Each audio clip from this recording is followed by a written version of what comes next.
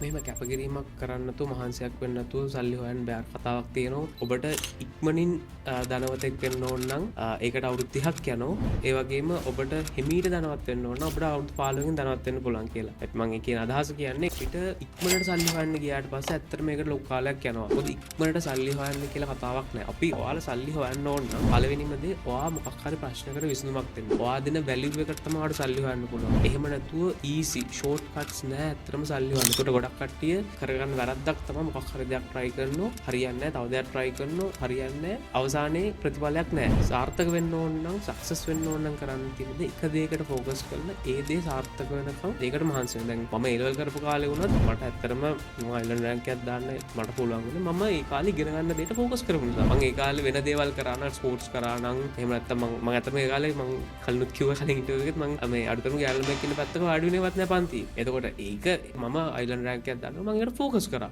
ඒ focus කරපු නිසා තමයි මට එතෙන්ට යන්න පුළුවන් වුණේ.